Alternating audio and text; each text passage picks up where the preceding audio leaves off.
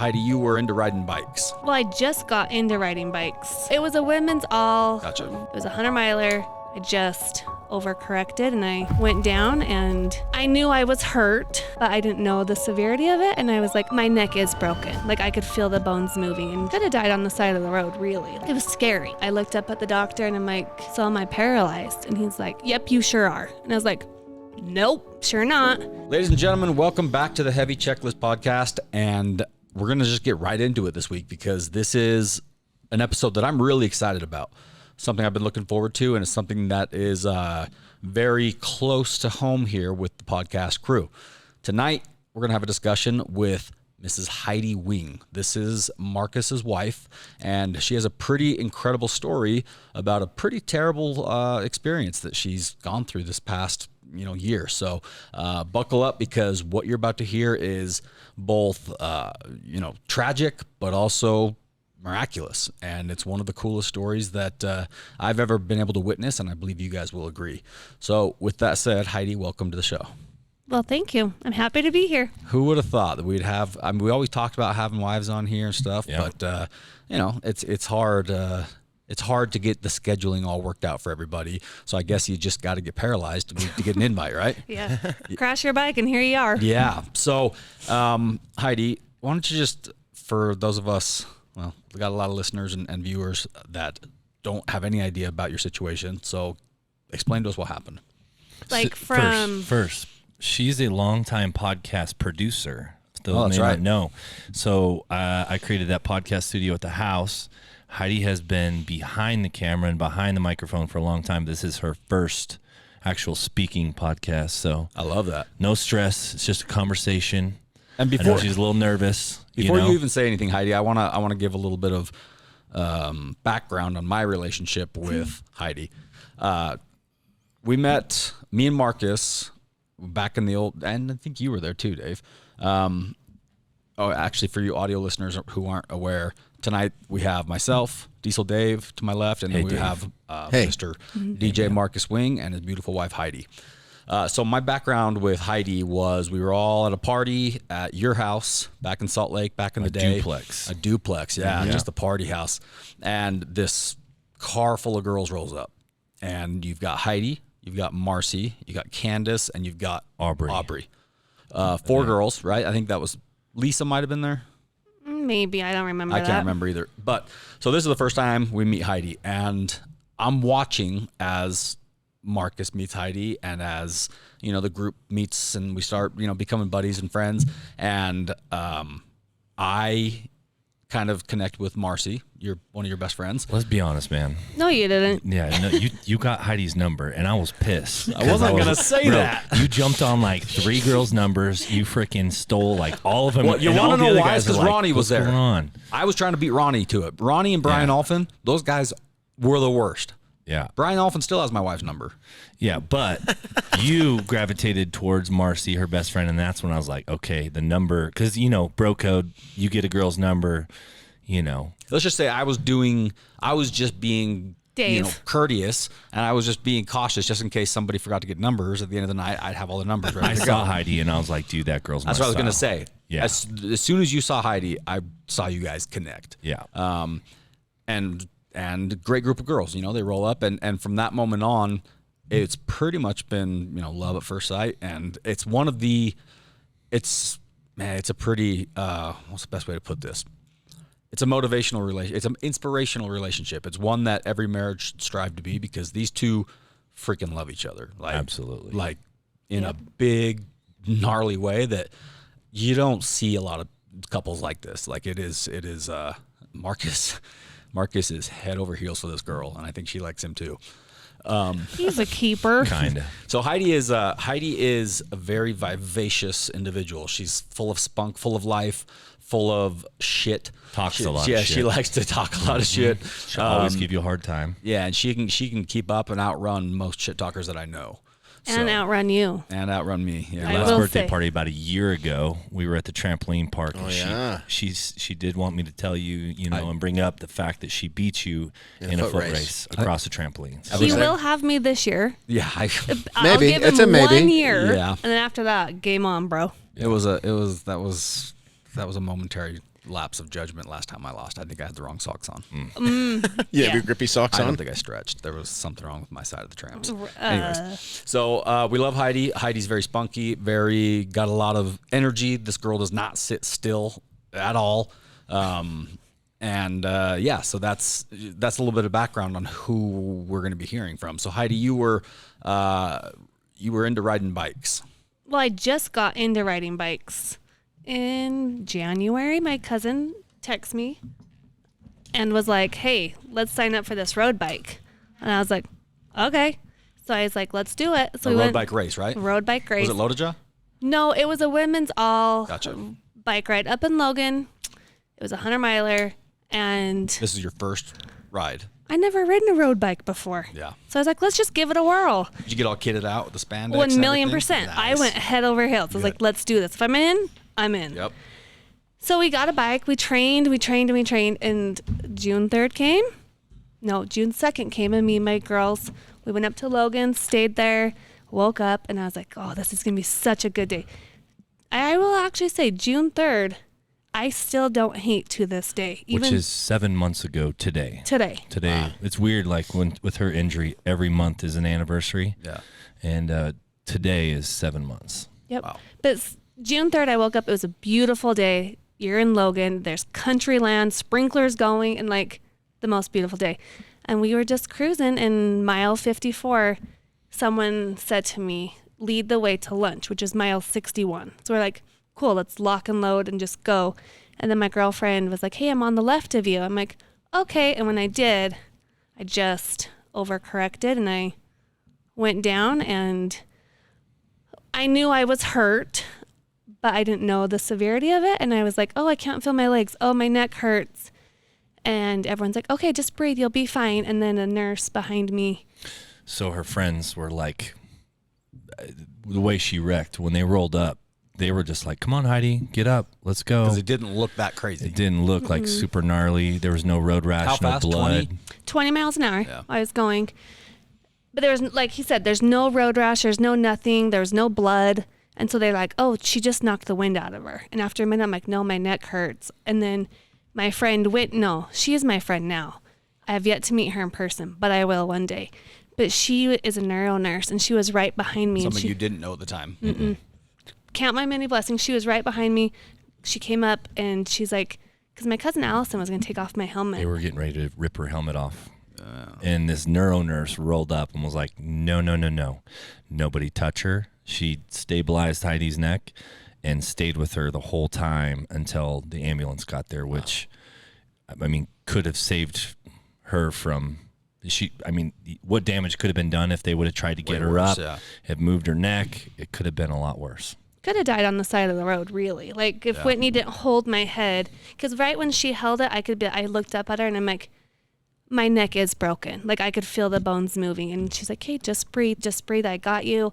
And then I'm like, she moved my arm. I'm like, oh, my collarbone is broken. So I knew exactly what was broken. Destroyed. Like, they repaired. She's got a scar from probably 8 inches from her shoulder all the way over. And if I'm cutting you off, You talk, dude. tell me. You're No. good. But yeah, her collarbone just wasn't broken. It was destroyed. Shattered. It took like a big surgery, lots of plates, lots of screws to put that thing back It together. was like shattered. yeah. Yeah. 4 or 5 different pieces. So they got me in an ambulance, took me to Logan. I looked up at the doctor, and I'm like, so am I paralyzed? And he's like, exact word, yes, yep, you sure are. And I was like, nope, sure not. And I closed my eyes, and I didn't open them again until Marcus got there. And then once he got there, I was like, dude, I'm sorry. Like, I don't know what's going on. And he's like, no, don't worry about it. You're alive. You're fine. We'll get through this. And we're getting through it.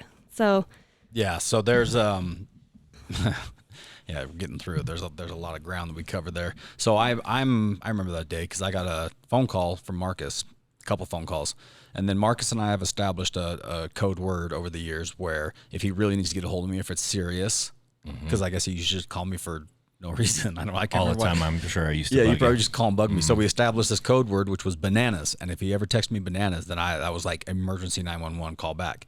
And so I didn't have my phone because I set it down. I was working on something, and I came back and I saw bananas. And I called him, and he was like, hey, Heidi was in an accident. He was actually originally calling me to see if I could potentially fly up there and transport her rather than dealing with life flight, which I totally would have done.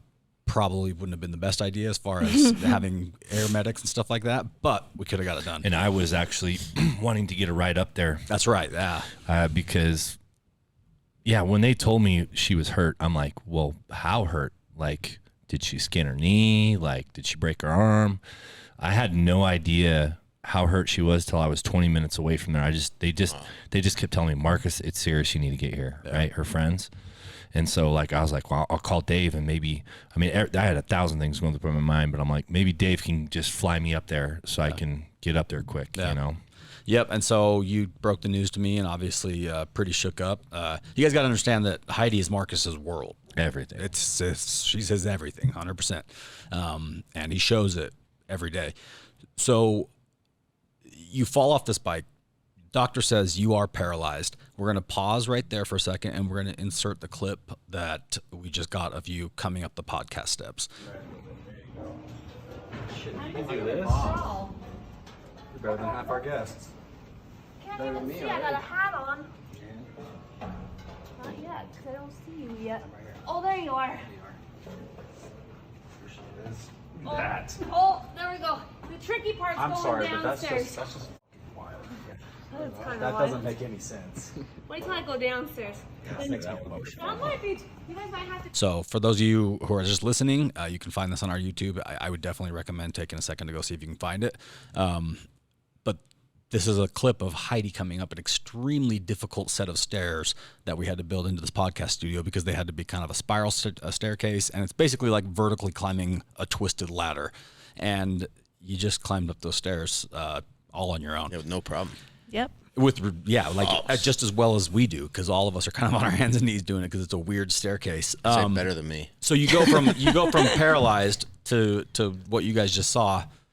What does day one look like? Day two? Day 2, I'm in ICU, and it's like I had my first surgery to fix my neck, and that was how long was that surgery? It was a while. I think it was like 6 or 7 hours. So I'm in surgery, and then I come out, and I've already had fluid on my lungs a little bit, but anytime they would move me, my collarbone would hurt, and so I begged for the second surgery. So day 2, they did the surgery, and then I got a bunch of fluid in my lungs, and I can't breathe, and I'm coughing, or I'm gagging on my own, like whatever fluids are Phlegm. in there, and I can't breathe, and I'm choking constantly. He's like suctioning me. So day 2 was pure hell. It was scary. It was scary. It was scary because You were responsive throughout, right? Yes. I never lost it. Yeah. I could tell you exactly what happened on my wreck. I remember what the girls were saying behind me. Like, I remember. So when Marcus got to the Everything. hospital, you were able to kind of explain to him the best you could what happened, and so that is nice because you're not dealing with somebody who's unconscious, not sure if she's going to pop out of a coma or. Yeah. The paralysis, or, like being paralyzed, it also included like the use of like the muscles in her body that you would use to cough. Right. So when a normal person gets something in their throat, right, you could just cough it up, and then you can, use hock a loogie or whatever you got to do, right? Oh, that's terrifying. But when Heidi would do it, she would just go, because she didn't have the ability to cough.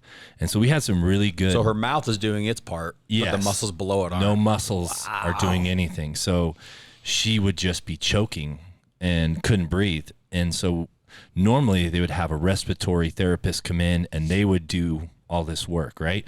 The problem is if I wasn't there, Heidi didn't have the ability to call her nurses. She couldn't. They put a big old button. She could hardly move her arm or hand to touch the button to get them, So she could be sitting there choking. Exactly. And so we got into it with hospital staff, and I'm like, I'm not leaving. And they're like, you have to. And I'm like, no, you can get security and you can try to drag me out of here.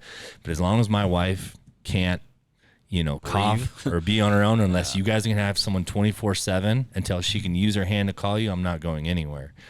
But then we had one really cool therapist. What was his name? Johnny. Was it John? No, it's Jimmy. Jimmy. Jimmy. He was this Asian tatted dude.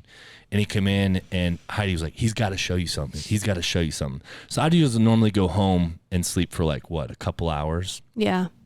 And then I would come back, and Jimmy was like, yo, next time she does this, you're going to stick your fingers underneath her rib cage. You're going to put your hand up and under. And when she goes to cough, you're going to push up and over, and you're going to kind of like almost a Heimlich, but not, right? And she could cough. It's called the quad cough. Mm-hmm. And what she would do is I could see her doing that. So I'd run up. He showed me how to do the quad cough. So she would cough it all up. And then I would get a suction. He's like, now you're going to take the suction. You're going to get it in her mouth. And it's not just in the back of your mouth. We would have to go down her throat to get it out. And so one nurse, there was a couple nurses that hated me, and there was a couple nurses that loved me. But I was fighting with them about staying, and they were like, no. And they were bringing like administrative people trying to tell me. And I was like, no. And then this nurse, she had this issue, and I did the quad cough. We got it up. I suctioned her before the nurse could do anything. And she came back and she was like, you can stay as long as you want. Nice. But So you had to prove that you could actually do it. yeah. And I would do as much as they would let me. Yeah. I was the only one approved in the hospital that could use the lift to get her in and out of bed. There was no other person that could do it. I mean, I did everything. Yep. But those first 2 days were scary, not just due to the fact that, hey, she can't walk. It was like she can't freaking breathe. Yeah.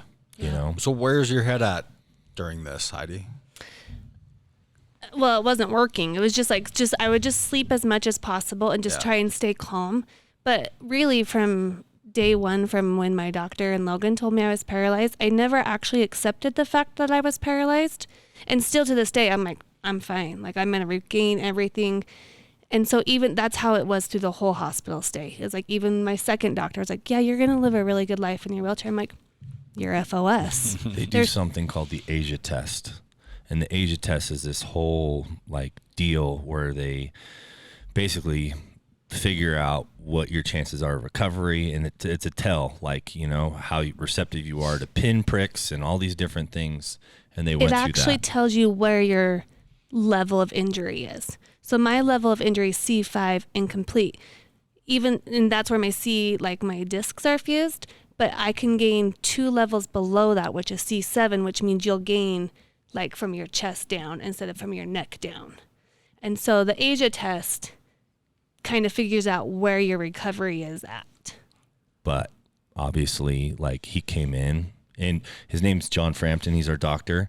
He actually gave me his personal number, and I talk to John all the time. He's like a good friend. I would consider him family at this point. Yeah. I call him at 10 o'clock at night sometimes, just scared when there's issues, and he answers my calls. Not saying anything against John because we freaking love him. But right. She told him, John, I want to get my hands back so I can flip you off and tell you you're wrong.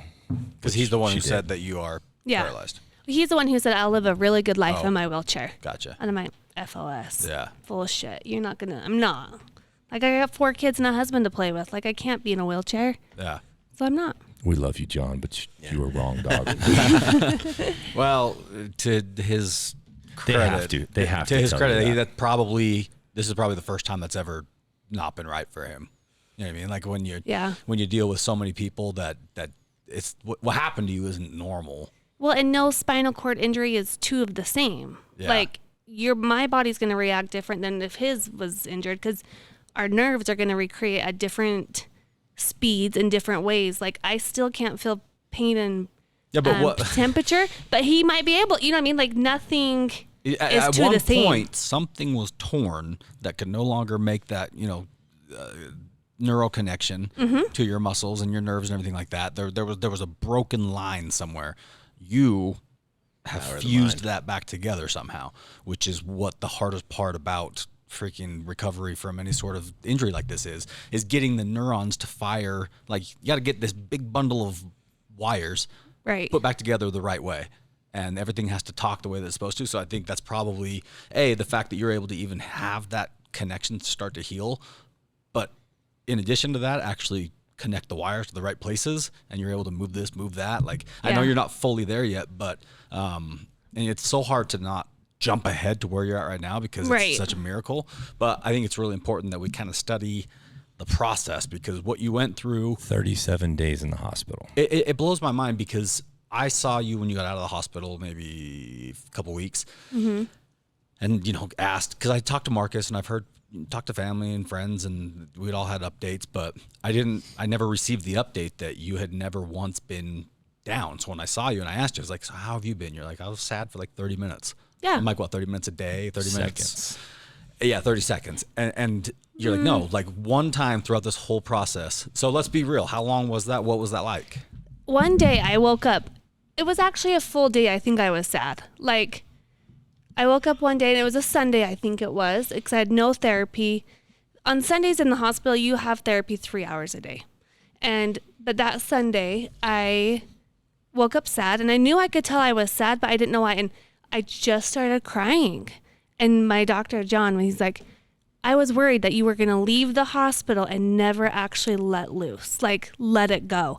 He's like, it's actually good that you have. And I just cried that day, and I was sad and I was exhausted. But that was it. Like, and ever since then, I've been better. Like, I've just have to get it out, process it, and know life is going to be okay, even if I am going to be in my wheelchair. Yeah. Like, I'm going to live a hella good life in my wheelchair if I have to be in it. But there's not been a lot of days where I've been sad. Yeah. There's been moments. Being in the hospital, it's the rehab. So we were on several different floors. First, we were on the ICU floor, which is the initial floor that we went to when she was admitted to the hospital. That's where her surgeries, she was taken from her surgeries, came back to recover. From there, we went to the 11th floor. Do you remember what that floor was called? Yeah, that was pure hell. It was a shitty floor.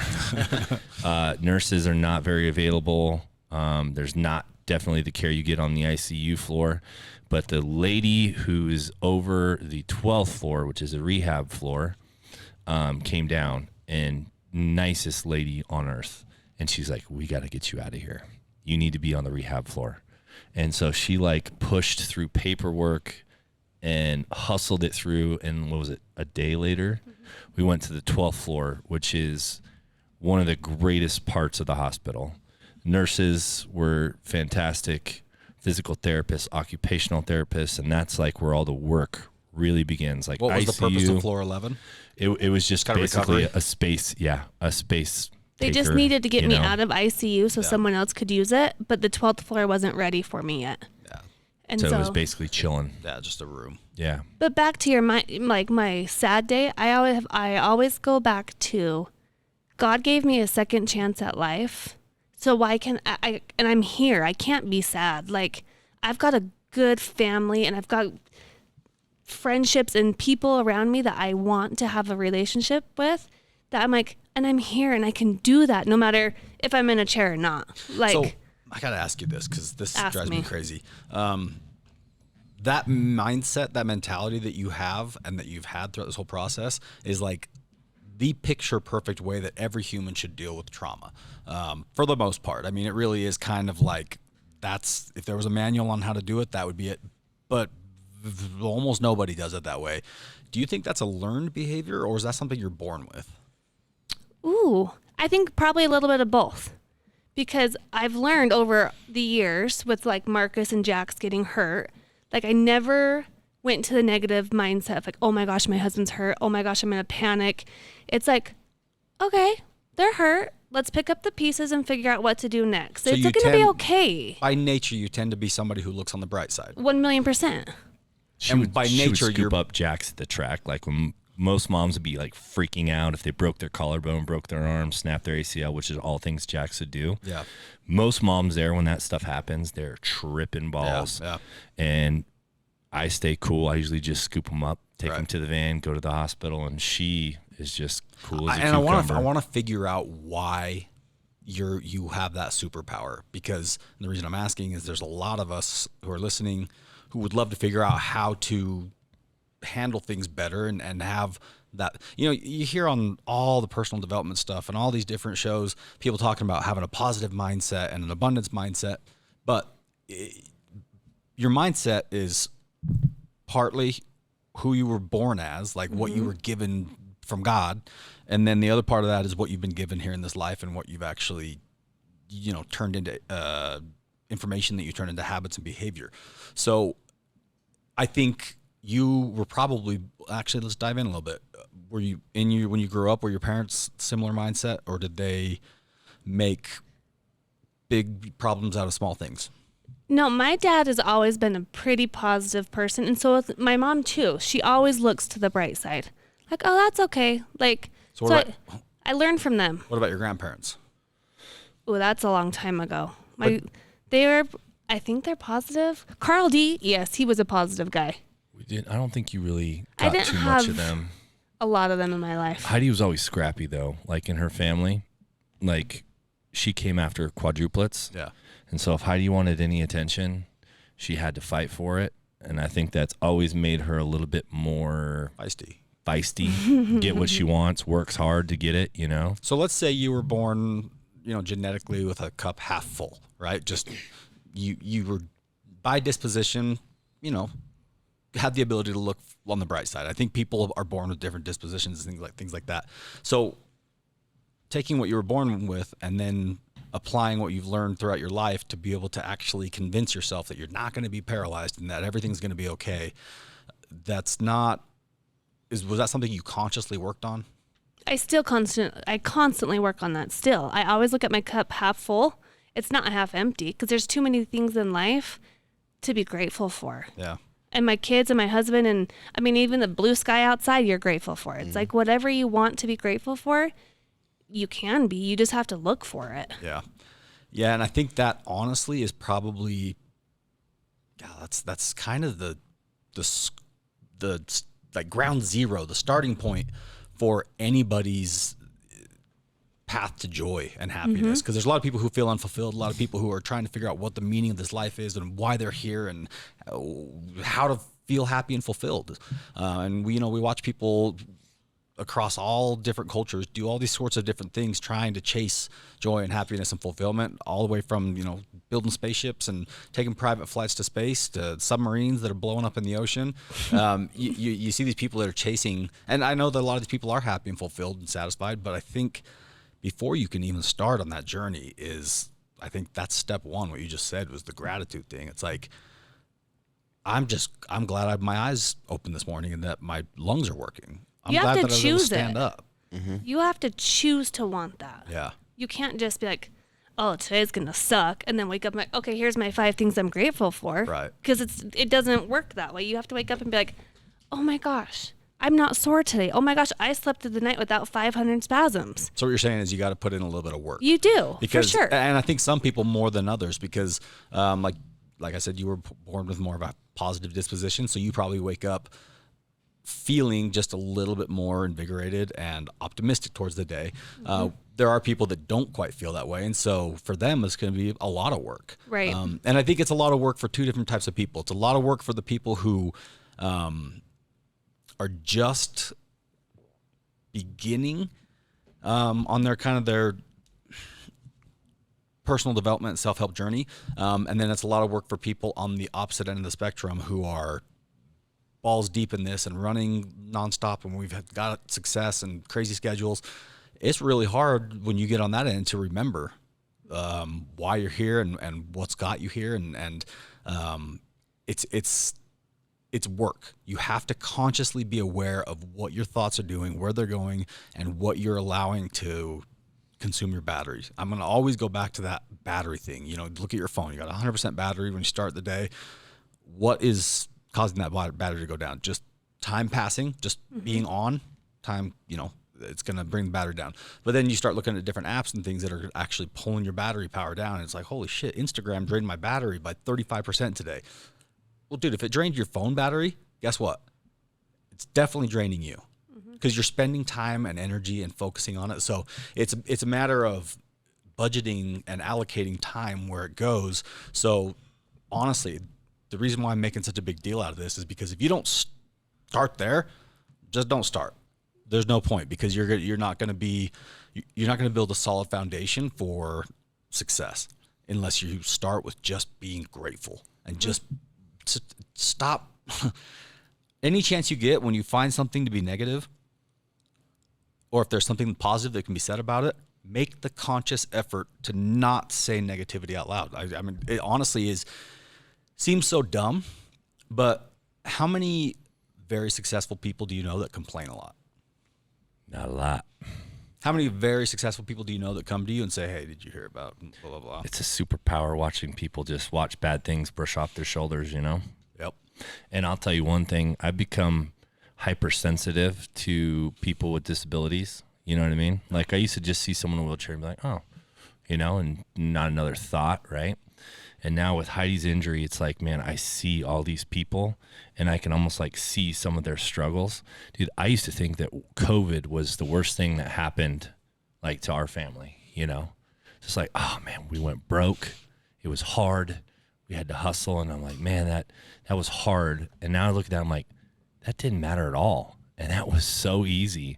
And it was actually some of the best time of our lives because we got to spend, I was so used to traveling, but it's like, look, if you're having a hard time, like, being grateful, I would encourage you to start being sensitive to other people and looking around you and see what actually people struggle with. And you can see that maybe some of the things that you're worried about really aren't that big of a deal when you can get out of bed in the morning and not have to take 5 minutes to stand up because the spasms are hitting or waiting for medication to kick in so you can get up. Having to be assisted in a lot of different things, being able to, I don't know. You okay? I don't care. Look, Heidi doesn't have her bowels back. Right. Everyone sees the positive things and they're like, oh, it's great. This is a miracle. You're walking. Well, she still can't use the bathroom on her own, which she needs assistance with. So it's like, if you're like, oh shit, my day is so hard and this, and I don't have money. Look, if you can get out of bed and you could go take a number 2 on your own, you're doing all right. You can start to realize how good things actually are. Yeah. Yeah. That's the thing. So where I'm going with this is, Heidi, you've put in a lot of work throughout this whole process, but the first step, the first thing that you actually consciously have been doing, as far as work goes, is what we just discussed, which is creating that gratitude and being optimistic and thankful for what you have. So once you're there, then what do you do? Because that doesn't automatically make your feet start moving. No, you get to work. You figure out what you got to do to get your legs moving. And we were so excited when my one toe moved. And we're like, oh, this is great. I have video of that. I wish I could show. It's like we were one toe. One toe. It starts with one toe. And that, like back to your gratitude thing. You just have to be grateful for one little thing and it just will grow and grow. She had a feeding tube hanging out of her nose. You know what I mean? Yeah. And you could see, I have it panned on her foot and her one toe moved. And then you go back and here she is laying in a bed with a feeding tube coming out of her nose with this giant like grin of just pure joy Bliss. over one toe moving. And that's what made me excited though. Like, okay, let's go. Let's get to work. And from day one, they would move my arms for me just to try and wake everything up. And then eventually I could move them a little bit. And so you just go straight to work and you put your head down. And that's really where you find the joy in that sounds so cheesy, joy in the journey. No, listen, this so good friend of ours and a guy that I really look up to, Ed Milet, right? Love Ed. What you guys are saying right now is the perfect description of something that he loves to call blissful dissatisfaction. It's being blissfully dissatisfied, meaning you are pumped and you are loving life in the moment, but you're not satisfied because you know that there's more that you can achieve. So you are okay with not being complacent. Right. In fact, you're happy about it. You want to continue to push, but you're not going to forget where you're at right now and live in the moment and celebrate every little win. It's one of the best sayings I've ever heard in my entire life because it really is the recipe for a happy life. Right. Being blissfully dissatisfied. Keep pushing, but love what you've got. So that's kind of where your process in the hospital consisted of just a lot of frustrating days where you couldn't do anything and a lot of small wins where a toe wiggled and then the foot wiggled and then it just kind of slowly started coming back. And, what's been cool is you guys have shared this journey quite a bit on your social media. I get so excited. I know. And I would post it. But everybody would feel it too. Literally, whenever you would post something like that, I could feel your energy. I could see you hooting and hollering because, you put it in your, whatever it was, the passion was there and it was palpable. He would even get teary-eyed. He's like, oh, you moved your toe. Or Heidi cried twice in this whole process. I probably cried 1,000 times. I just get excited. I'm just like, oh my gosh, yes, I can do So a hers were squat tears today. of excitement. Yes. Yours were, Yeah. Marcus's were Italian tears. Just kind of Every a mix time, of man. emotions. I was a mess. No, but it started with a toe, and then it was being able to drive an electric wheelchair. Yep. And then were you? I mean, what did you think about the electric wheelchair? I was not about to go home on that thing. That's what they wanted to do. They wanted to send her home in an electric wheelchair, which means we would need a van that could haul the electric wheelchair. So she says, "Yeah, I'm not doing that." So where'd you go from there? I begged my therapist, Morgan, to get me a manual wheelchair. And I was like, let me just try it. So I got in Under it. her own power. Yeah. And at my level, I'm not supposed to have triceps or biceps yet, at least. And so when I got in it, I was so stoked. I was like, Morgan, I got this. And then that's when I said, John Frampton, I'm coming for you. Because I was like, he's the one who told me no. And I'm like, but look, I'm not going home in this manual wheelchair. Mind over matter. Like, if you want it, if you want it that bad, fight for it, because you really can get it. Like, you figure it out. It's Her wheeling herself through the 12th floor hallways is like, there's so many things I won't forget, but just, I mean, there's video of it too, and you could just feel like her energy, and it was pretty cool. So it went from that. Do you remember what happened next? no. Sitting on the bedside, and you could wiggle your toes, well, then all of a sudden you could kick your feet. Oh, that's right. And I think it just started with 1 Yeah. and then 2, you know? Yeah. Every day in the rehab floor, there was like I accomplished something. I never thought I'd be able to do my own transfers, where meaning you have a slide board underneath your butt and you slide from the wheelchair to the bed. I never thought I was going to be strong enough to do that. But then I was like, yep, here we go. Let's figure it out. And so. That's another good point. When she was in the hospital, I would have to, she was complete dead weight. So if I picked Heidi up, she had no ability to help, right? So a lot of times I would just pick her up, put her in the wheelchair, but technically I was supposed to use this lift. I'd have to roll her to a side, slide under a sling, roll her back over, slide it to the other side, bring this machine down, hook it up, lift her up out of the bed, push it over the bed, down to her wheelchair, use the button like a chain lift, you know? And eventually she got to the point where she could transfer herself, which was a pretty big It's thing. huge. Yeah. And what after that? I forgot. The assisted walking in that sling was pretty freaking huge. No, we started with the standing frame because we had to be careful because of my blood pressure. And if my blood pressure tanked, then I see Jesus, like I'm lightheaded. So I have to start in the standing frame. And then we went to the sling in the hallway walking. It's like a harness that they put you in so it can remove some of the body weight. And she used arm walker where her arms were kind of like at a 90 where she could support herself with like her forearms.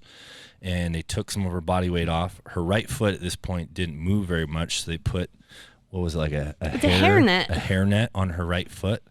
And so she would walk forward with her left foot and then she would slide her thing. And that was like A miracle.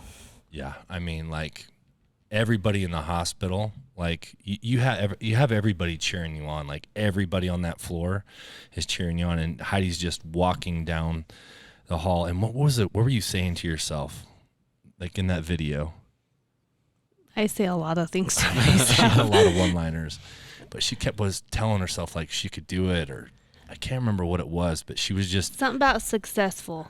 oh, give me some success today. Oh, that yes. She was saying that as she was walking with this in this harness down the hall. Like they wanted her to stop, and she's like, no, I want to keep going. And she went all the way down till the thing ended, and she kept just saying that, give me some success today, like almost yelling it, which was And pretty I damn had cool. success. That was great. Well, I think there's a lesson in that. That's self-talk, right? We catch ourselves. Do you catch yourself talking to yourself much? All the time.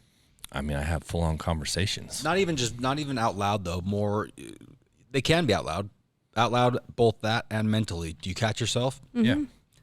I've started to become way more aware of it recently. It's growing up. I never really paid attention to it. Actually, that's not true. I just would never allow anything negative to come in. Like I was the kid that believed in the step on a crack, break your mother's back. I wouldn't step on cracks. And I wasn't even superstitious. I just would not allow anything negative to hang out in my head. And I think it was because I was young and scared and things weren't okay in my life because my dad was dying and there was all these like issues. And so I was just trying to control what I could. And so I just learned to not let it, like if there was a bad word in a song, I would like somehow come up with a good word to replace it with that it rhymed, and that would be the song that I would sing in my head. I just would not allow myself to have any of these like negative and bad thoughts. And so I just never really had to pay attention to it. But as you get older, I've started catching myself when I get frustrated or something like that. I'll be saying something, or I'll be replaying an interaction that I had with somebody, and I'll start feeling the emotion that I had in that moment, and then I'll start letting that emotion kind of like control the way that I'm acting, and then all of a sudden my mood for the whole day has shifted, and it's because I was allowing myself like to have this weird hypothetical battle in my head of a problem or something that I was dealing with, something that was causing me stress, and I've started to think a lot about like comparing how I was as a kid to how I am now, and I'm like, I think most of my success and most of my, everything that good that's happened in my life has come because I've not allowed those negative self-talk moments to really exist. And when you let them start to sneak in, it's kind of obvious. You can catch that stuff. I think we're all so afraid of the subtle negative self-talk that we can't really control. I don't believe that. If you're hearing or having a conversation in your head, whether you're feeling a negative emotion about something or whether you're actually, physically talking to yourself like, I'm such an idiot, that's the sort of thing, like even something that dumb, dude, it makes a big difference. That's more powerful than any medicine, in my opinion. I wish I need to go back and like make Heidi self-talk real or something, because there's so many she literally will talk herself through therapy, and sometimes it's loud and it makes a lot of people laugh, but she'll say things like, one more.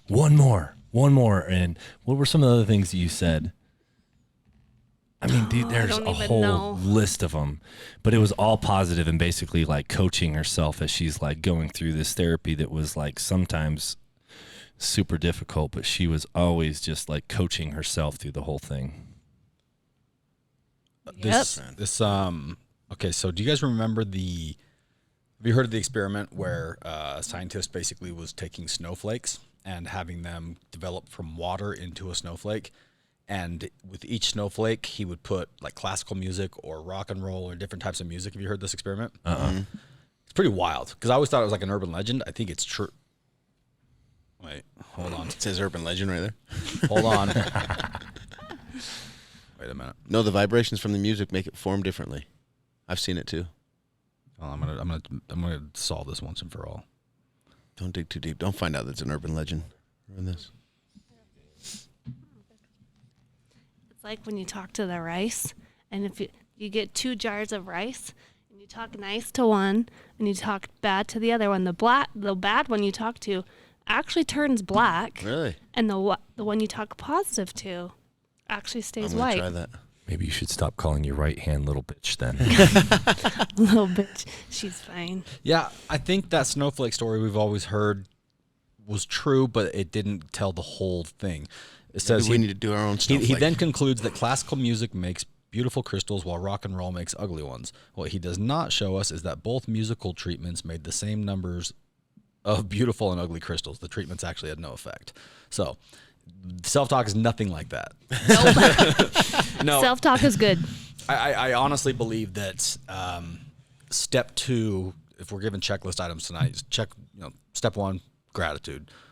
Find a way to be really, really grateful and like be nitty gritty about it. Be grateful for the bowl of cereal you had. Like you have all these dumb little, and where I'm going with this is the dumber it seems, it's probably something that you take for granted even more. And that may not be a regular thing that some people, and not even just this world anymore, even this country has areas where people aren't doing too well. They're struggling. And so find a way to be grateful for big and little things, but make a real conscious effort. And to do that, you got to come up with some sort of routine. So morning routines are easy because you remember it, you pop out of bed. It's just something you remember to do. So step out of bed, 5 things you're grateful for. Sounds so dumb, sounds so cheesy, sounds like something you'd see like some Utah housewife mom put on the wall in vinyl decals. Maybe that's what we should do. I'm sorry, Utah housewives moms. That was non-binary. That's Utah County moms. Yes, Utah County for sure. But we don't live in Utah County. You're a Utah County mom. Shh, stop, don't tell anybody. So no, it is 5 things to be grateful for. Wake up, figure it out, write them down. Maybe that'd be a good thing, or have 5 that you cycle through one week, and then the next week have another 5. Just I can't express how important that is. Literally, dude, if you start your day by thinking of, man, I'm so glad that I have a car to drive to work, instead of looking at your phone and being like, why the hell is Hans calling me and texting me already? Well, that little change right there for me can completely change my whole day, and it'll determine which direction my day ends up going. So that's a big one. Number 2, let's positive self-talk. No, I don't even want to do it like that. I'd say conduct a thorough investigation of your own self-talk. Go run some surveys in your head and pay attention as you're talking and as you're having these moments where you're self-talk and self-thinking and reflecting, and that kind of self-thinking is reflecting. Yeah. It's a thing. Self-thought.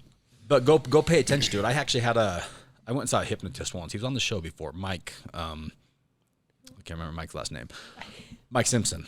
But I went and visited with him once, and he told me a really valuable thing, and it was throughout the day, keep track of all my anxiety. Didn't I tell you this? Did we talk about this? Maybe. You keep track of all the different thoughts. You put them up on the Put shelf. them on the shelf. Yeah. So you find that whatever thoughts are coming across, whether they're good, bad, whatever, if you catch yourself thinking things over and over, grab them and acknowledge them, and then put them on a shelf. No judgment. I got a lot of shelves. Heidi actually helped me with that too. It's huge. I got a bunch of shelves, stuff shelved. Compartmentalizing. You got to be able to do it. Otherwise, you can't function. I'm the same way. So go take an inventory of your thoughts and how you're talking to yourself, especially if you talk to yourself out loud like Heidi. Then you want to be real. And luckily, that should be the easiest ones to catch. But I'm saying that sometimes it's not as obvious as we might think it is. So we got to spend a little bit of time kind of focusing on like catching ourselves. Okay, so it's more work, is what I'm saying. So that's checklist item number 2. And the only reason I'm giving these checklist items is because they literally took you from a wheelchair to walking. So, Right. What happened after you're growing, you're healing, you're doing better. You've achieved a ton of growth, but you're not there yet. Oh, no.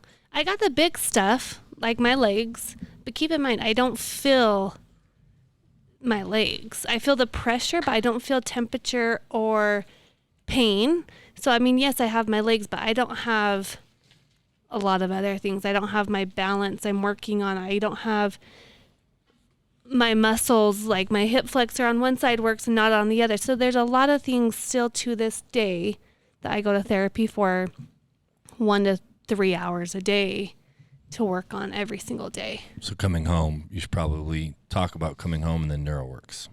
Oh, so coming home, we came home at day 37, was in my wheelchair. Shortly after that, we went and visited. Came home to a house that had been built up for wheelchairs. So me, I'm like, look, I believe in Heidi, but I'm not going to make her struggle or suffer with anything. So I had a lot of friends jump in. Devin Dyer ordered immediately a wheelchair lift for our back deck because we're split level. So he ordered that.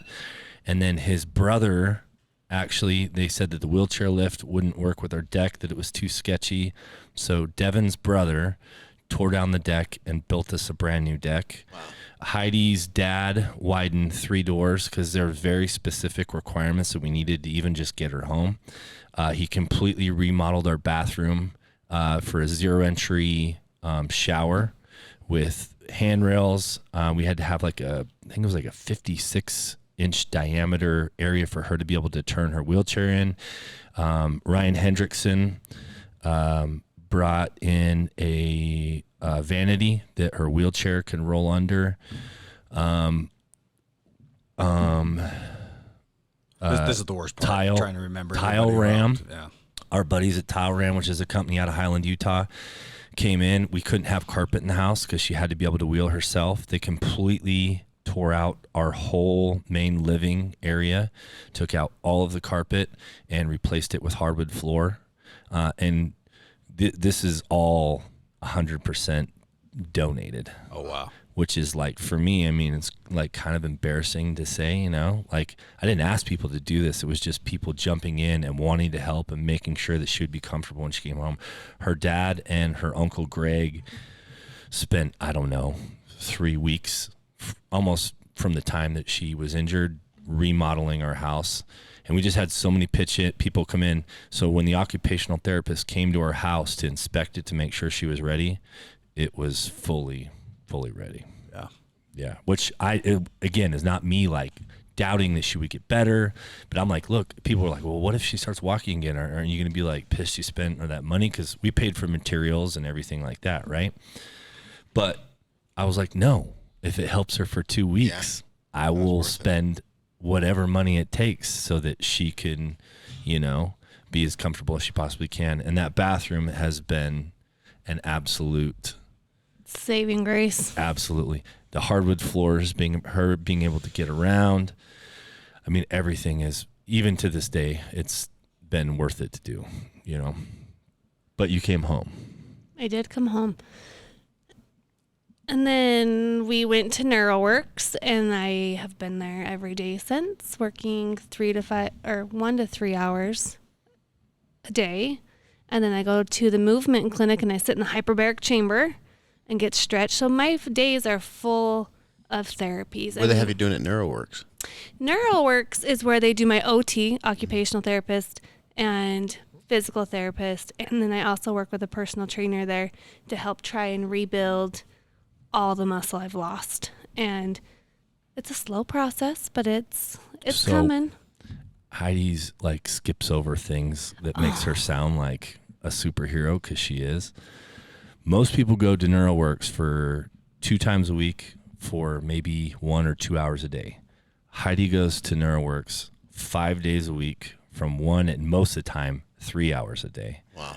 And the one thing that you'll realize with this whole thing, and the one thing I do have the problem with when doctors tell people, hey, you're going to be in a wheelchair, is I think people accept that in their head, and they potentially could get better, and they could push if they change their mentality and they worked for it, but they just accept that. No, I'm going to be in a wheelchair, no need for therapy. Well, then when you get out of the hospital, guess what insurance tells you? Hey, you have 20 days to get better that we're going to pay for you to figure this therapy out. So we're going to cover you for 20 different sessions, which ultimately comes down to 10 if you're doing occupational and physical therapy. So basically you have 10 therapy sessions to get better, and then we're done paying. And you know what people do? Unfortunately, they're like, well, that's the case and that's what it is, right? So we went to NeuroWorks, and the owner, Jan, who is like a saint, she came to us and she says, look, I don't tell everybody this, but Marcus, your wife's going to walk again. Nice. And she's like, she needs to be here 5 days a week. And Heidi was like, let's go, because she just wants to work, right?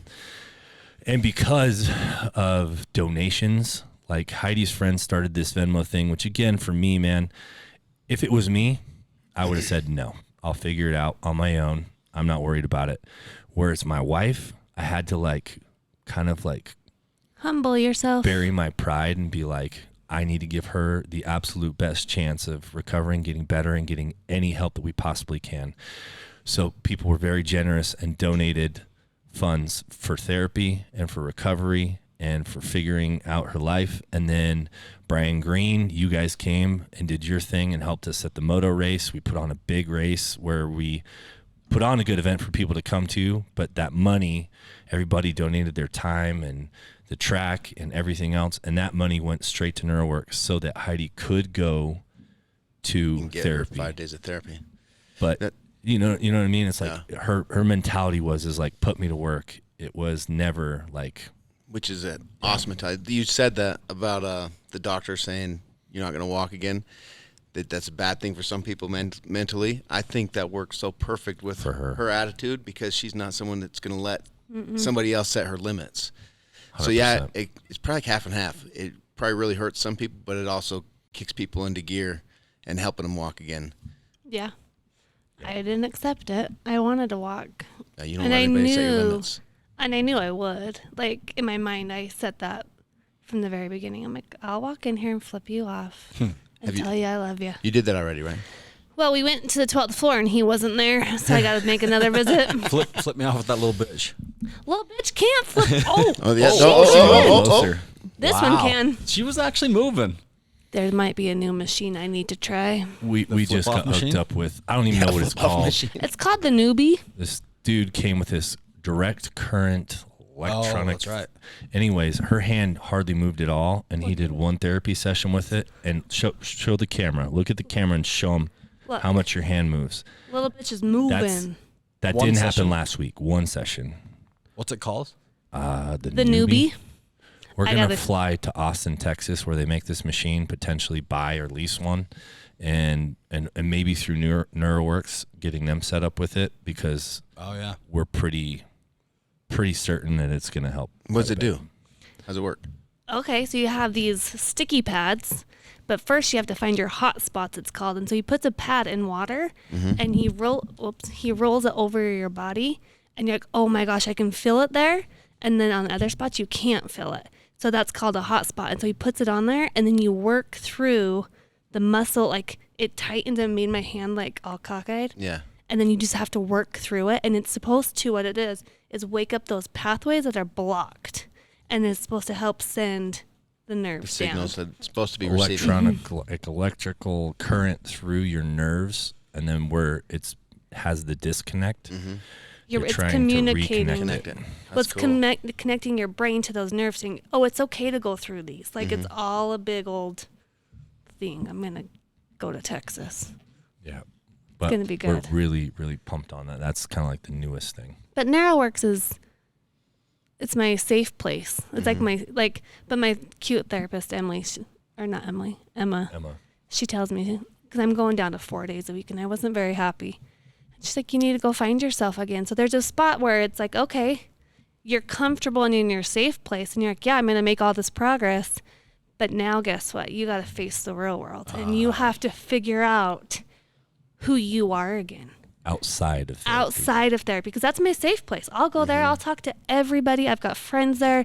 I actually call myself the mayor of NeuroWorks because I love it so much. But now she's like, hey, I got to cut you back. Not that I don't think you need to be here or have to be here, but you need to go find yourself. Yeah. And that's kind of a scary thought. Once you get to that point, you're like, oh boy, here we go. Because I'm not the Heidi I was 7 months ago. Getting out of your comfort zone. I'm out of my comfort zone. I have to learn how to do a totally different type of workout by myself now. And it's like, ooh, that's kind of scary.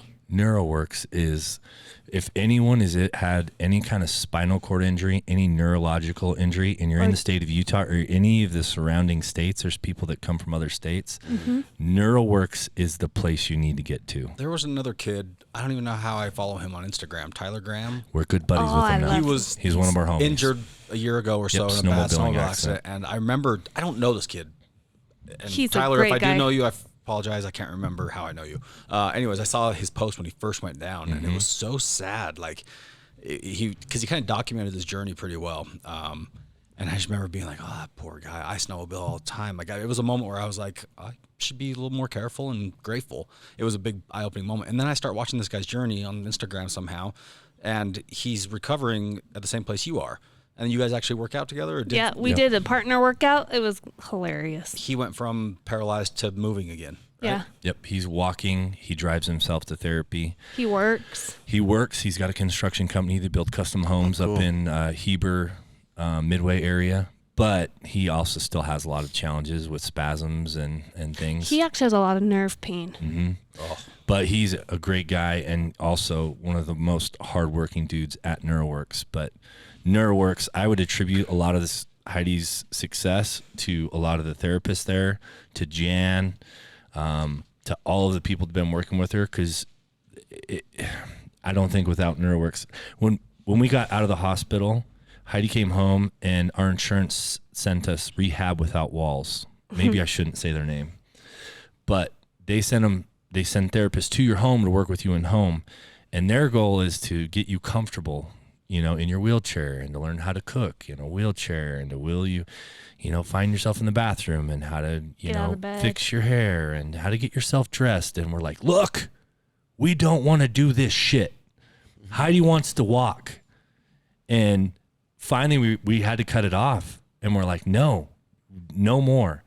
And when we go to NeuroWorks, it's like, we're going to push you until you walk again. We're going to get you walking. We're going to do everything we possibly can. And you can feel the difference in how much they care and how like passionate they are about like helping people with these like disabilities and like work on it. It's like, I can't explain it, but like there's a special feeling at NeuroWorks. Yeah, I agree. And they've got Heidi walking. She was walking in that assisted like lift thing with walker in the hospital from NeuroWorks. They got her walking with a walker, then with hand walking canes, down to one cane, now to no cane. No cane. So most of the time you have your good and bad days, you know. But also from that too, something that's super gnarly is in the hospital they let Heidi. They have Wasatch Adaptive Sports. They brought like a trike with a hand trike, and she was like the closest to her injury that they let someone go out and ride one of those bikes. And she did that at the hospital, which was like everybody was blown away that she could do it. Well, then she went from that to they came back to NeuroWorks, and she was able to do a pedaled trike with her legs, and she was powering it with her legs to like a few weeks ago, Heidi got back on a bicycle with two wheels and rode a freaking bicycle at NeuroWorks. That's so cool. Good things are coming. I can't say enough good things, and like I feel indebted and will do anything I can to help NeuroWorks because they really. I have a hard time with Miracle, and just being honest, like everyone's like, "Oh, this is a miracle. This is a miracle." I'm like, no. Miracle is when people get up and walk instantly, or you're dead and you freaking wake up, or you're blind and all of a sudden you can see. And this is some of the things that I've just honestly got on the shelf and I got to work out and figure out, you know, because I attribute a lot of the success to Heidi's hard work and her determination and her hustle. And honestly, if there's miracles, like the people at NeuroWorks are the ones working the miracles. I mean, what is a miracle, right? A miracle could be something totally different to you than it is to me. I think miracles are important for people to be able to believe in and be able to have because it gives us faith that it could happen again. Yeah. And that's all part of the positive mindset and, you know, positive self-talk is like actually believing that good things can happen to you. Whether they be in the form of just, you know, hard work pays off or holy shit, I'm walking again when I shouldn't be. Like it's important to be able to have that, and it's important to be able to find things to look forward to. And I think that's actually one thing that kind of where this conversation would go next is you've achieved what you've achieved, but what do you have to look forward to? What types of, and talk to me about the different procedures and clinics and treatments, because now that you're in this world, you guys are probably Googling the shit out of it, trying to figure out the best of the best. So what are you excited about and what's next? What's next? I actually really am excited about getting my balance back where I don't have to always be like cautious about what I'm doing. It's the simple things in life. I'm excited to hopefully one day cook again for my family. Like those are back again, the little things I'm super stoked about. So walk me through to get your balance back. Do you just basically have to start at square one with balance exercises? Yes. I have to stand on top. Your body top. has to learn how to balance all over again. Yeah. If I close my eyes, I can't stand up straight. Yeah. I'll tip over. If I stand staggered foot, I fall over.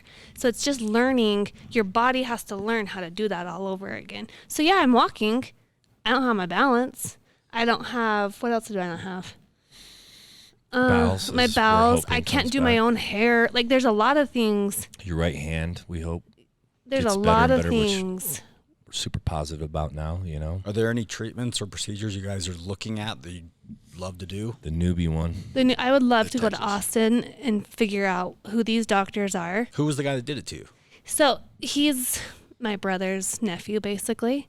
And he went to Texas because he had a lot of injuries through football.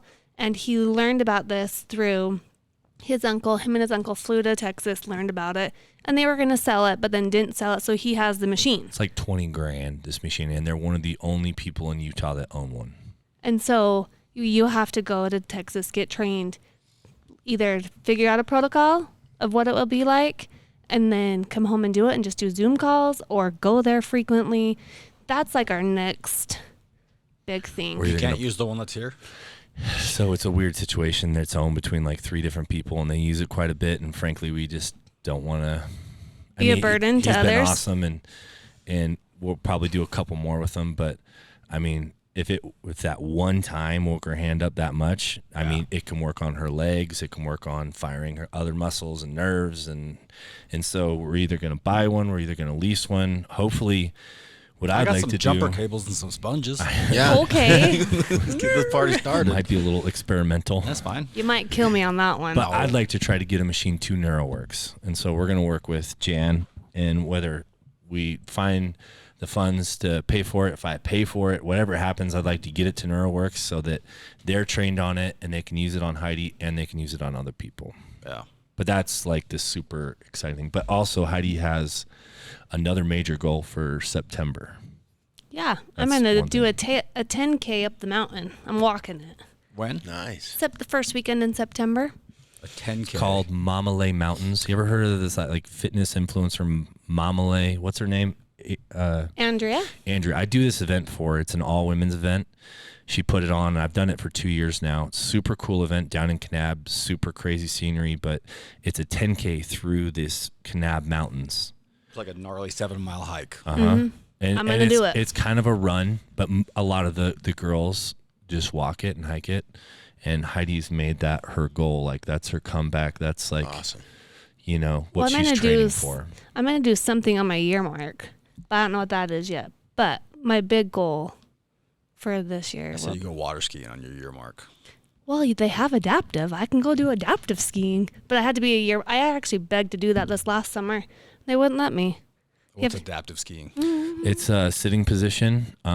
They basically have you on this board where you're sitting. Basically, you can't tip over. Oh. And then there's like a therapist in the water. They'll get you started and they whip you around like a private lake. Yeah, no, I'm talking about like you on a slalom. Just you. I don't know if she could do that before, dude. I couldn't do that before. Wakeboard. Yeah. Okay, let's surf. How about I surf behind the boat? All right. You can be there. Yeah. It will be actually your boat. It'll be my boat. We'll be surfing. We'll be surfing. That's we'll do it. Okay, I'm down for that. June 3rd, mark it. But all of her girlfriends have signed up for it. It's a huge thing. I asked Jan, the owner, like, hey, is this like a realistic goal? And she's like, absolutely. She trains in the pool. So the pool they have at NeuroWorks, it raises up, raises down. It's a treadmill on the bottom. So Dale, the other owner and founder of NeuroWorks, is basically in the same position Heidi is. He broke his neck on a trampoline, I don't know how many years ago, but he actually ran a marathon in the pool. That was his big goal. Jeez.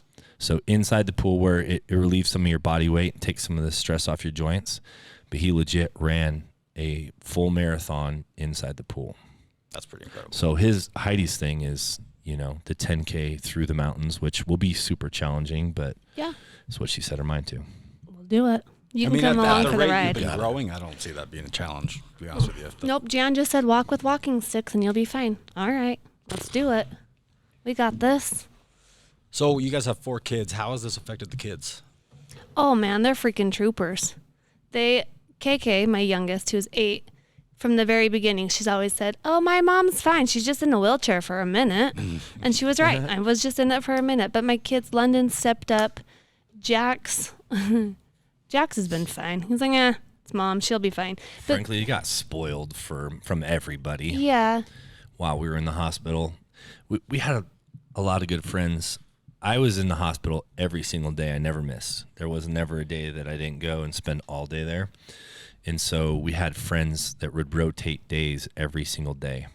So every single day, our kids were with somebody, and they generally took them out and took them to get food and activities. And a lot of them have their own pools, and so they would swim, and they would do all the fun things. It made it great for the hospital. I think it really helped them like be okay while I was gone and she was gone. Yeah.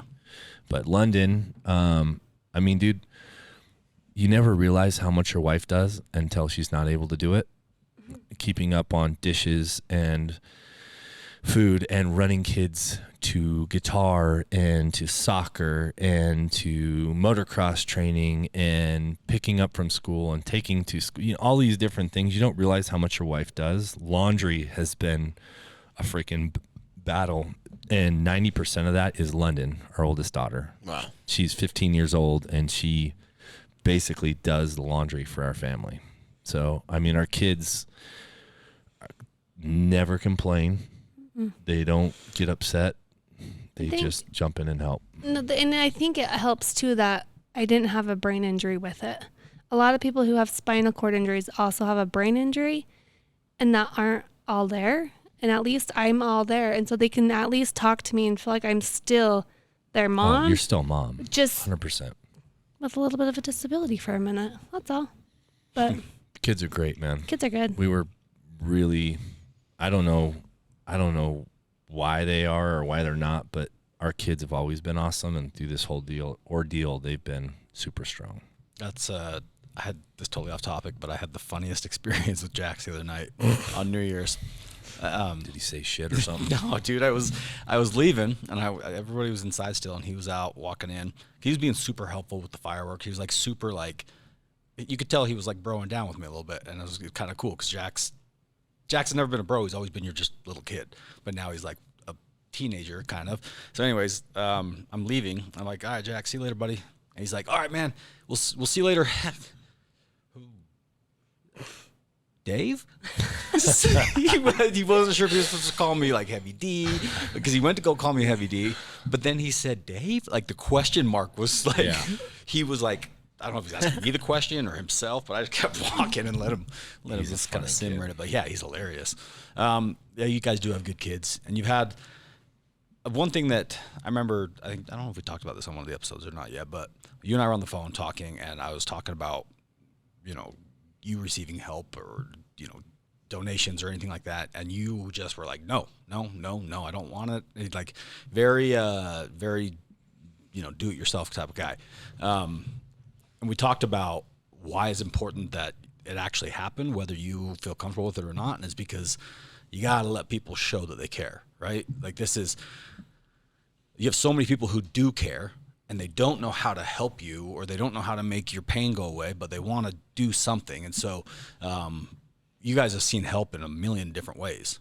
Everything from straight donations to people watching your kids to people just doing stuff that I think you guys have told me some stories about people stepping up to do stuff where it's just like, man, like where do you even come up with this kind of like generosity, this type of thoughtfulness?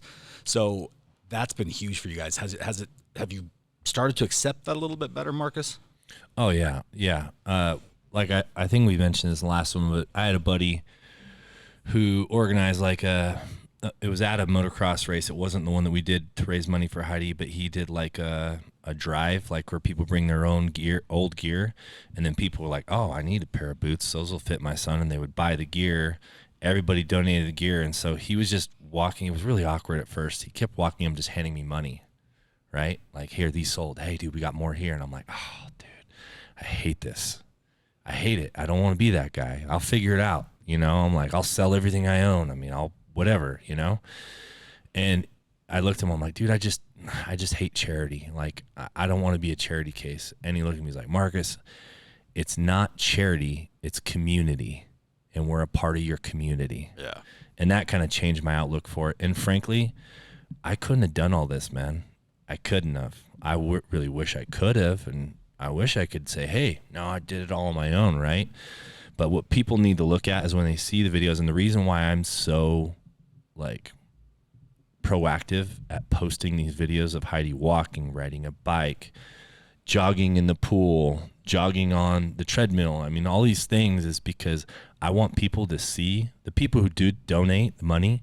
Their money's paying for her or for her therapy.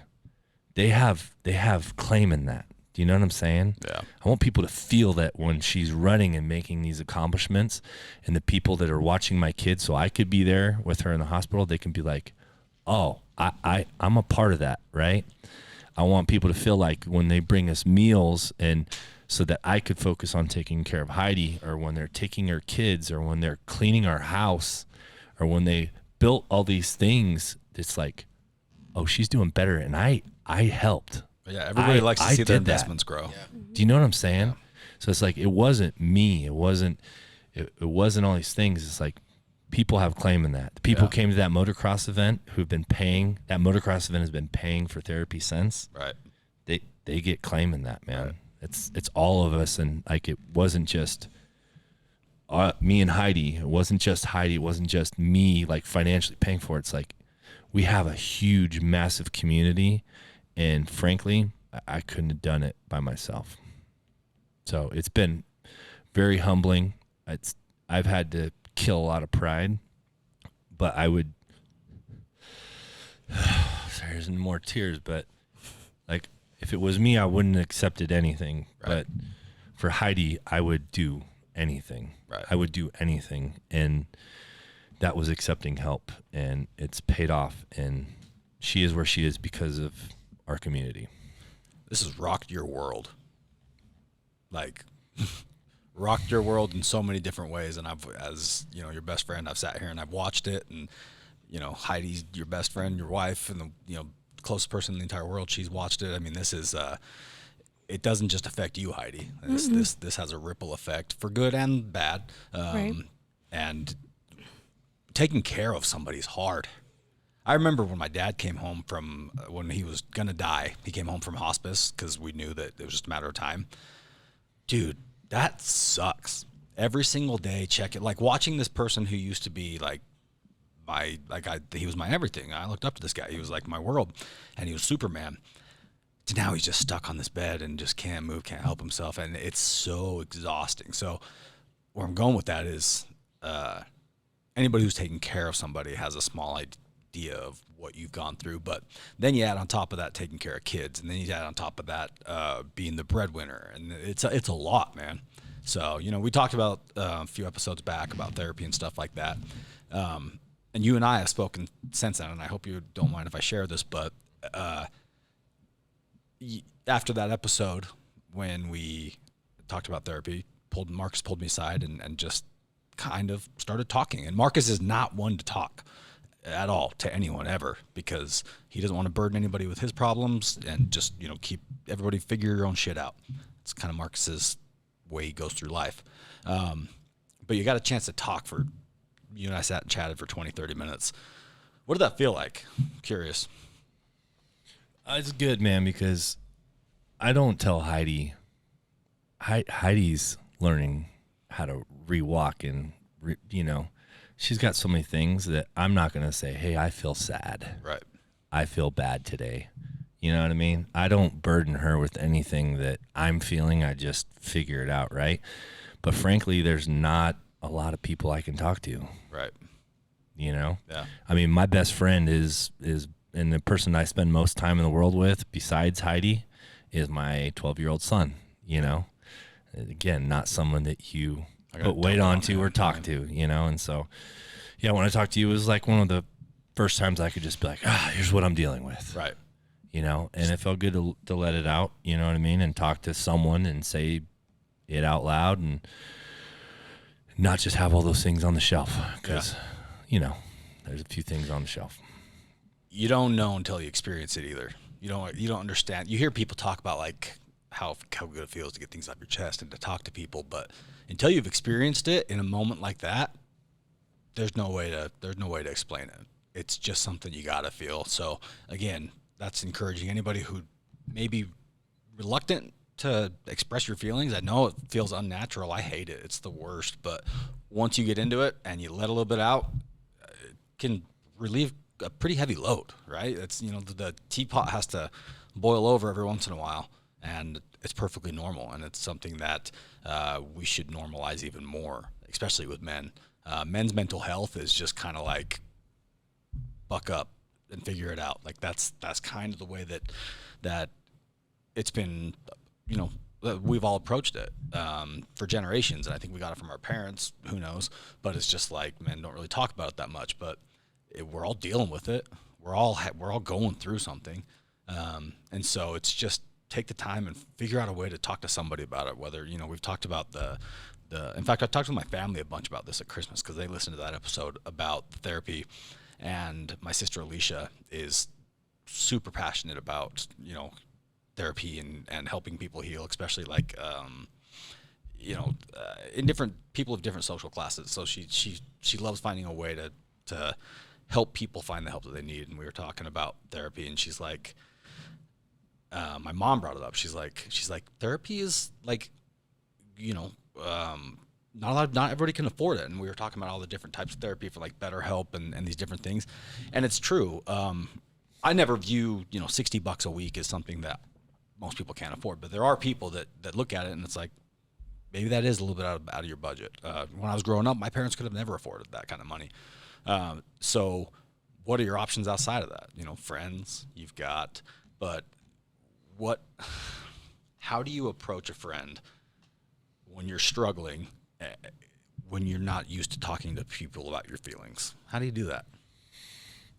I don't know. I think it's just it's odd, man, because, we don't get to hang out all the time. And that's, frankly, the only reason why I do this podcast is because I like hanging out with you.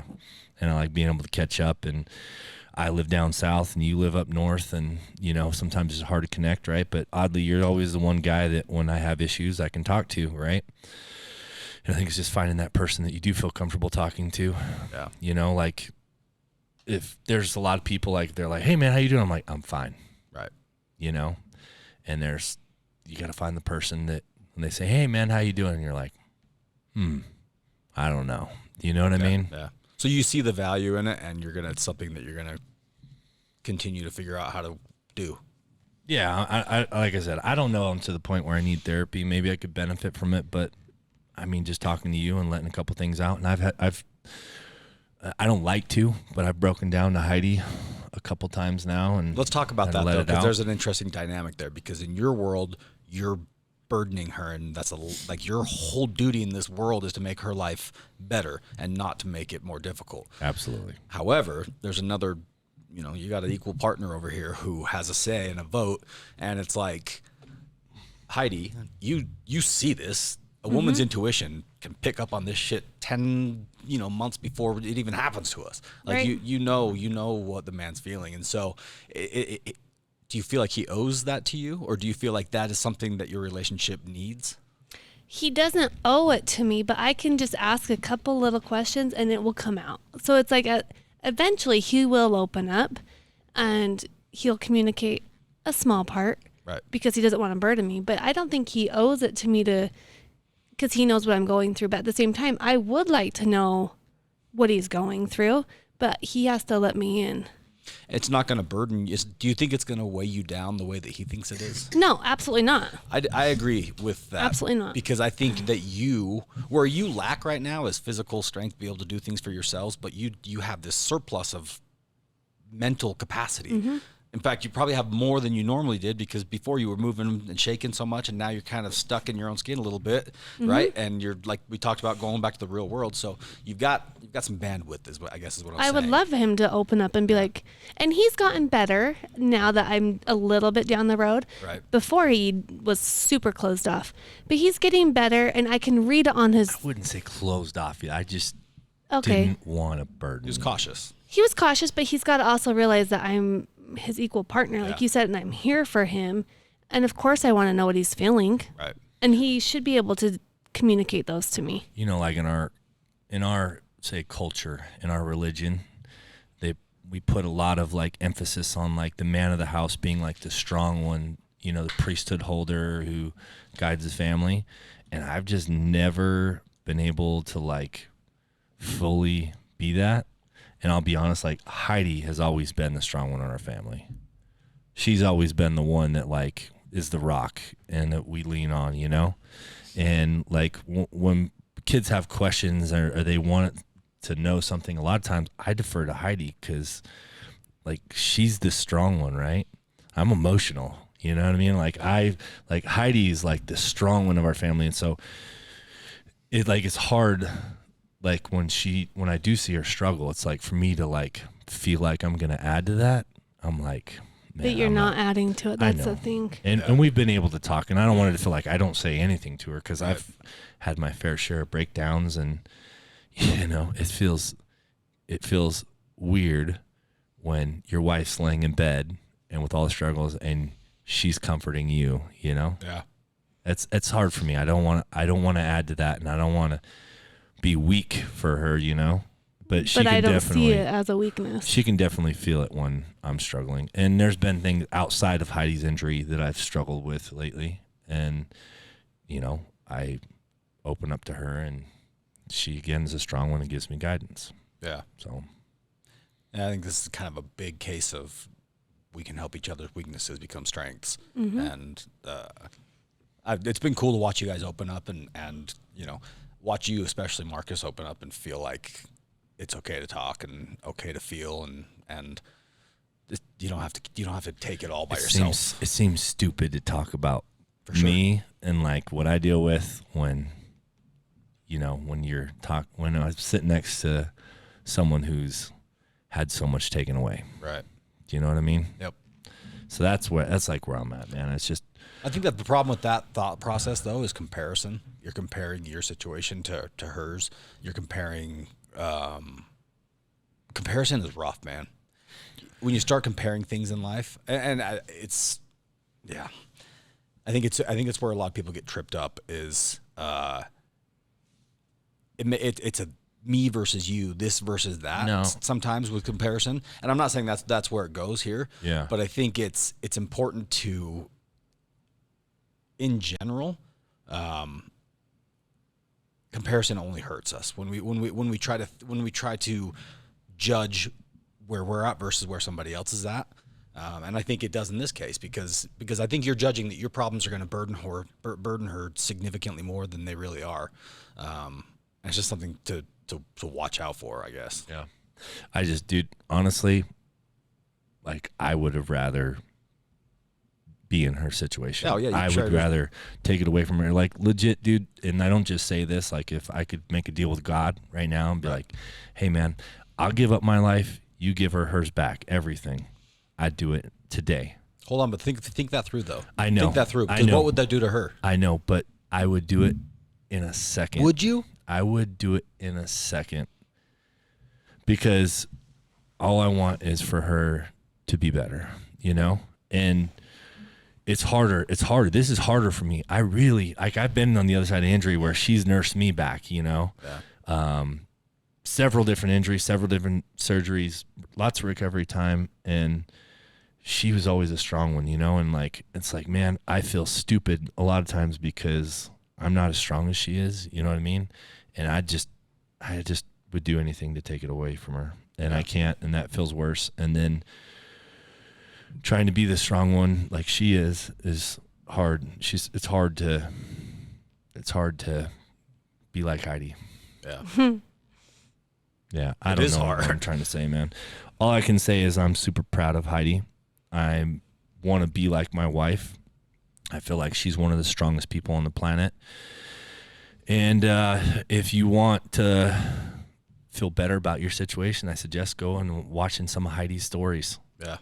And realizing that with everything that she has going on, she's super positive, she's super happy, she's hardworking, and I just can't say enough good things. I can't either. Honestly, everything you said, I can say, and so can everybody. Everybody who knows Heidi just loves Heidi. It's true. People don't not like Heidi. Aw, I'm you serious. guys, stop. Heidi, you're the best. People always just love you because I think what people love most about you is you're just who you are.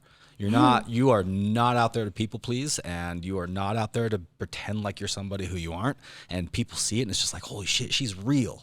That woman is real. Like everything about her, she's not putting on a show. And holy shit, she just offended me, but she's real, and I like it. I offend a lot of people, let's be honest. Great. The more people you offend, it's probably a good sign that you're being authentic.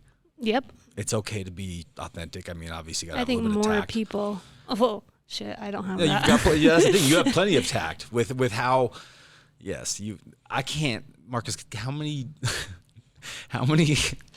times can you count that Heidi's made a scene publicly? It's Every been a day. few. All the time.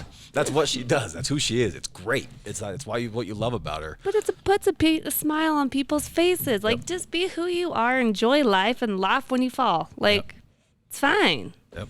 seems to be working for you. I love it. So I got a checklist question. Yeah, I was going to ask Heidi, like, Yes. if you've listened to our show, right, you realize that like Dave's been listing off checklist things that could help people, right? Yeah. And for people to actually go home and like try and do. And for me, this show, I've incorporated a lot of those checklist items, and I felt like I've made some like huge improvements from working on things we talk about with your experience and everything that you've gone through.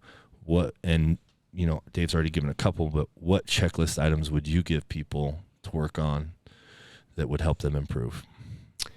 I would give them to keep people who are close to you close, because like in all this, like find out who your real people are and keep them close, because the thing I learned is your people who are behind you are going to have your back no matter what.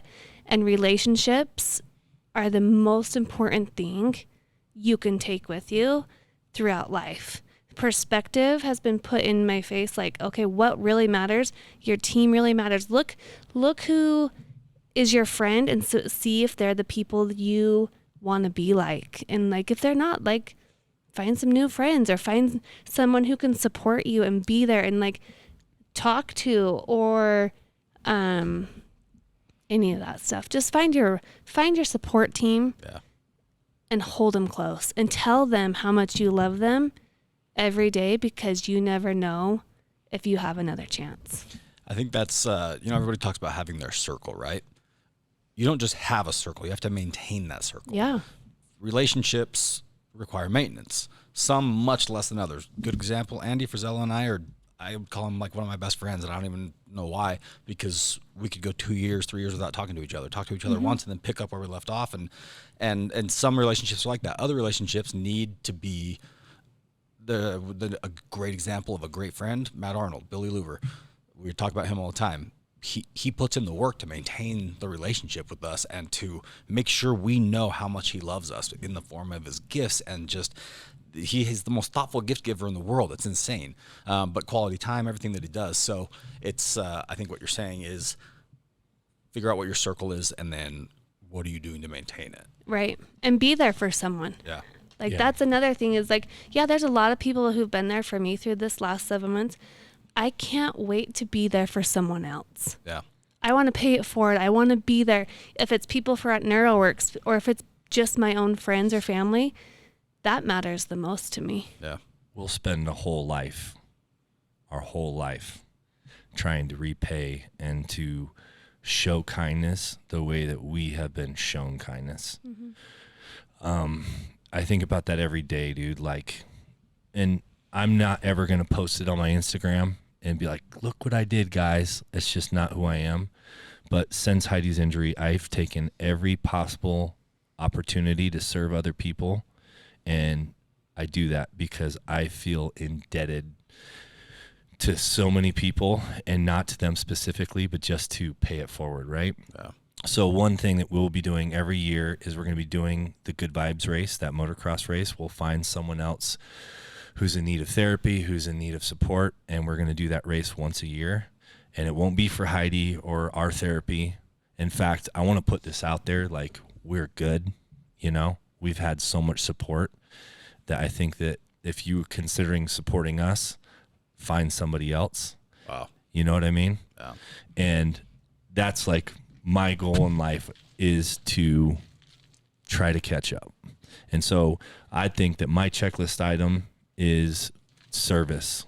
Find someone to help, and find someone, whether it's your circle of friends and reaching out and helping them, or finding just random people. Like I'll come across Facebook posts, and I'm not going to get into details. I'm not trying to make myself sound like a saint, because I'm far from it, right? But just take every opportunity you can to serve, and that's what the rest of my life's going to look like. I love that, man. That's the rest of your life's looking pretty promising then, because that's a happy life. It's a very happy path. So on our checklist items, we've got number 1, create some form of gratitude routine, whether it's gratitude, prayer in the morning, whatever it is. Figure out a way to be very consciously aware of what you're grateful for. Number 2 was take an inventory of your thoughts, self-talk, whatever's going on in your head. Start paying attention to it. Maybe at first don't even pass any judgment on it. Just realize it. Recognize that you might be talking to yourself in a negative way and you don't even realize it because you've been doing it for so long. That's where a lot of us are stuck. Number 3 was from Heidi, which was figure out who your circle is and do some work to maintain it. And especially if you can think of somebody or find a way, reach out to help somebody who you know could potentially use your help, which goes right in line with Marcus's number 4, which was service. Just find ways to help. Doesn't matter where or how. I mean, it's actually really hard sometimes to find ways to help people. It's really frustrating. There's times where you just want to get involved with a good charity or something, and you look around, it's like, where do you even begin? It's hard to find. So that's one thing I've always kind of wanted to do, is create some sort of website or a directory of good deeds. I've played with the idea for years, just haven't figured out a good way to put it together, but that's a big one because, like I said, man, that just creates a happy life. It brings you so much joy and fulfillment. There's nothing like it. There's no joy in this world that is better or more fulfilling than serving somebody else, giving to somebody else rather than receiving, right? But keep in mind, it doesn't have to be big. No.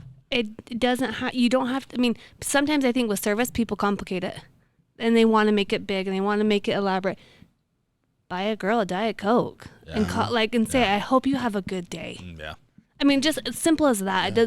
So that's my tidbit. Sometimes it's just your time, just giving somebody your time to talk to them. Sometimes somebody just needs to have a friend. A hug. Yeah. I mean, legit, don't complicate it. Yeah. It could take $0 because I think a lot of people see things and they're like, oh, I wish I could do this. I wish I could do $1,000 tip dinner or whatever it is. Mm-hmm. Sometimes it doesn't take any money at all, man. You can be in any situation in life and serve and help other people. Yeah. 100%. Excellent advice. Anybody else want to add any other items? I would take, elaborate on yours with your categorizing your thoughts.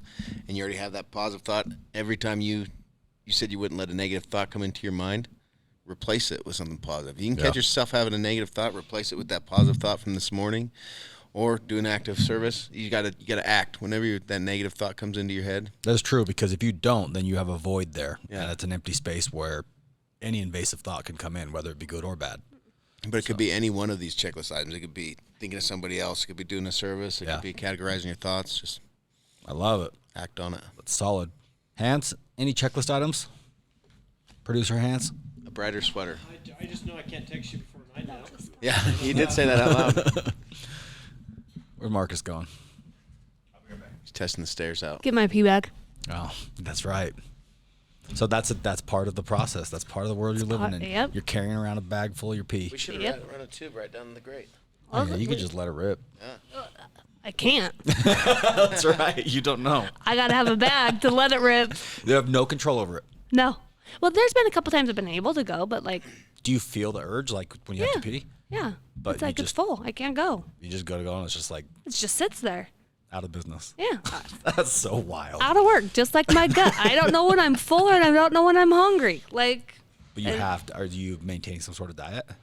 You were on a diet before, right? You were. I always used to count macros or like have meals brought in or whatever, and that's kind of what I've just been doing now. Yeah.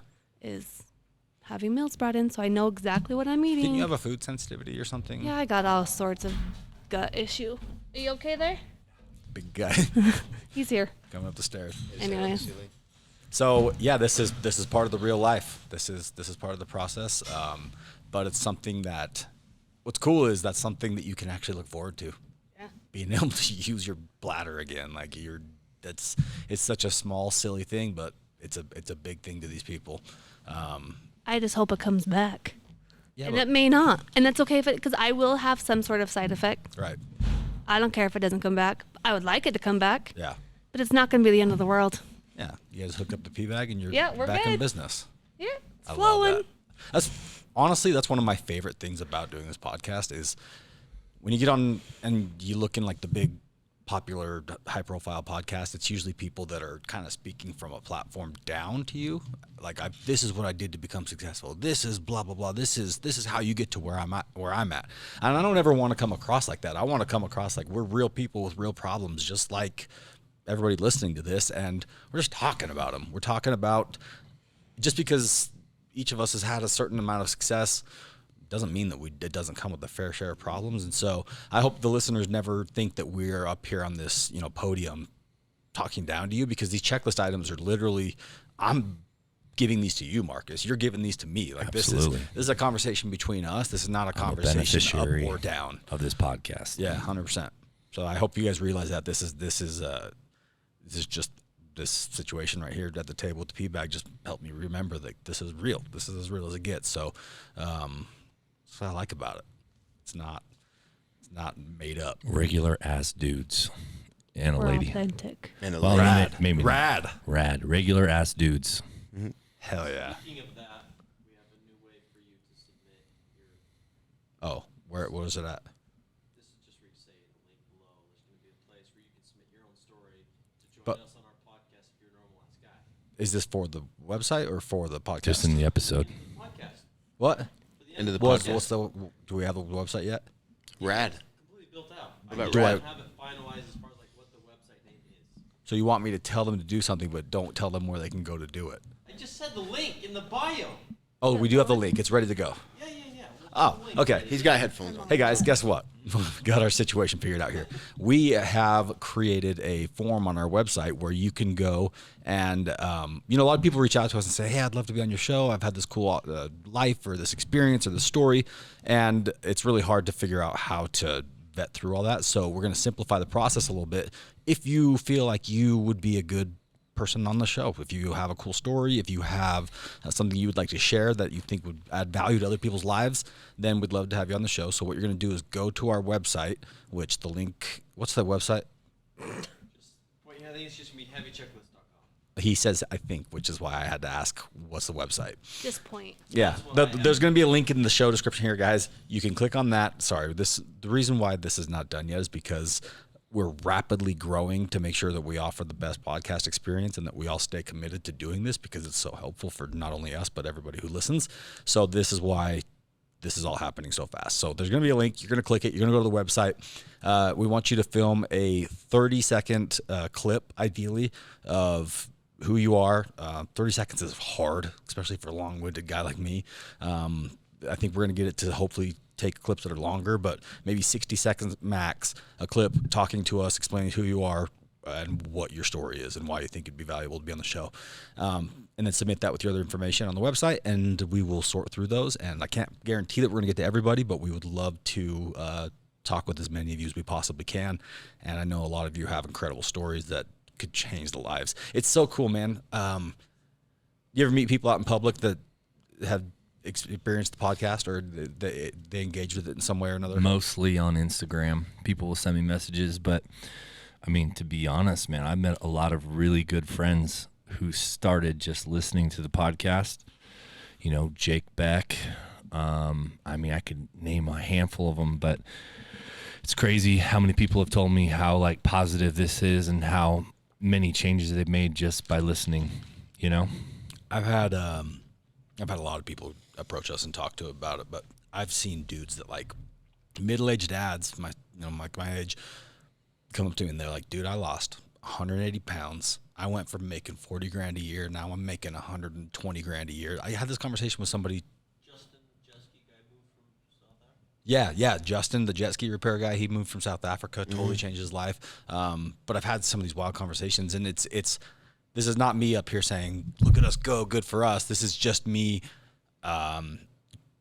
trying to actually express gratitude to you guys for listening and giving us an opportunity to be able to do this. Because if there was no listeners, this would be a lot less motivating to sit and record. It's still enjoyable, but it's fun to have the audience that engages with it and follows along, and turns out there is some good advice here and there. It's positive to hear when you're doing something good too. It's nice, yeah. That's one thing. It's funny. Everybody handles that differently. Andy Frisella, for example, he has a really hard time when people come up to him in public and want to talk about like, hey, you changed my life. Thank you. Like he really, really struggles with that. And I'm not sure why. Actually, I think I am sure why, because sometimes it is a little exhausting because somebody's coming up to dump a huge emotion on you. And it's like, man, I am not in a position to be able to handle this. So I think that's one thing you got to be cautious of, actually, is that's a whole different conversation. I think we'll have a podcast on that, so I'll save that for that. With that said, thank you guys for coming. Heidi, your story is incredible. Like, it's just cool. It's cool because it actually could apply to anybody. Mm-hmm. Not being a miracle, like Marcus said, because it wasn't. It's a lot of hard work.